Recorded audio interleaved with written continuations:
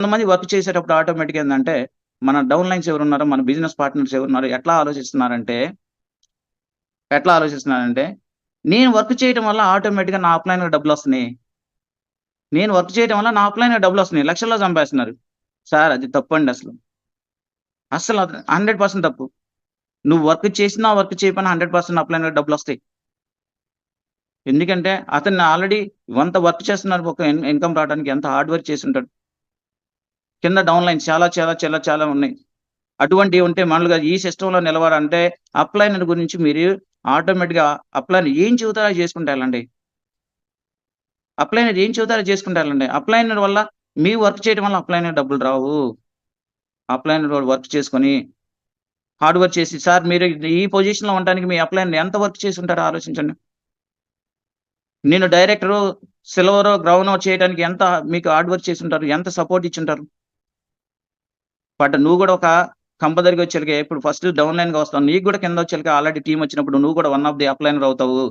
But ఇటువంటి mind set ఉన్నోళ్ళు 100% ఈ సిస్టమ్‌లో బట్ సక్సెస్ రావడం చాలా కష్టం. అప్‌లైన్ అంటే కంపల్సరీగా చెప్పాను. దేవుడితో పూజించి సార్ 100% మనకొక మంచి సిస్టాన్ని అలవాటు చేశారు. వండర్‌ఫుల్ లైఫ్ లీడ్ చేసుకొని మన డ్రీమ్స్‌ని ఫుల్‌ఫిల్ చేసుకోవడానికి మంచి అవకాశం చూపిచ్చారు మనకి. అటువంటి అవకాశం చూపించిన వాళ్ళని మనం కంపల్సరీగా వాళ్ళు చెప్పినట్టు నేను నా అప్‌లైన్ చెప్పినట్టు చేస్తాను. ఏది చెబుతారో అదే చెబుతాను. బట్ మాకేమన్నా డౌటొస్తే మేము డైరెక్ట్‌గా అసలు మా విజయరాజ్ సార్‌కి మేము ఫోన్ చేసి ఆల్రెడీ సార్‌తో మేము డిస్కస్ చేసుకుంటాం. అప్లైన్ చెప్పింది ఫాలో అవుతూ, ఒక సిస్టమ్‌ని మేము సిస్టమ్‌లో ఉంటూ 1-1 home meeting, weekly meeting, but number of మీటింగ్‌లకి అటెండ్ అవుతూ, బట్ నేను నేర్చుకుంటున్నా సార్. నన్ను నేను మార్చుకుంటున్నాను.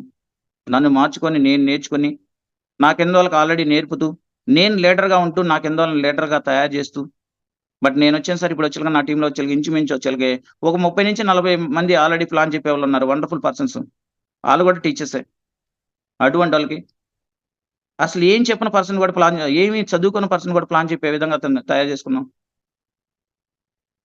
అసలేం నేర్చుకోని పర్సన్ అది చదువుకోని పర్సన్ గూడా ప్లాన్ చెబుతున్నారు. అట్లా నేను సబ్జెక్ట్ నేర్చుకుంటూ, టీమ్ సైజ్ పెంచుకుంటూ, బట్ ఇన్‌కమ్ తీసుకుంటున్నానండి. మీరు గూడా ప్రతి ఒక్క లీడర్ ఆలోచించండి.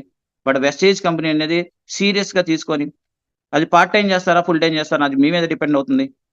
ఖచ్చితంగా మీరొచ్చేలుగా ఒక 6 మంత్స్ దీని మీద ఫోకస్ చేసి, ఎవరు ఏదన్నా ఎన్ని నెగెటివ్స్ వచ్చినా మీరు పర్ఫెక్ట్‌గా నిలబడి, 6 నెలలు కష్టపడిన 6 నెలల్లో కంపల్సరీగా ఒక మంచి ఇన్‌కమ్ జోన్‌లోకెళ్తాం. మరి ఒక ఇన్‌కమ్ జోన్‌లోకెళ్ళిన తర్వాత ఆటోమేటిక్‌గా మన మైండ్‌లో ఉన్న నెగెటివ్స్ మొత్తం పక్కకెళ్ళిపోతాయి 100% ఒక చెక్ పడంగానే.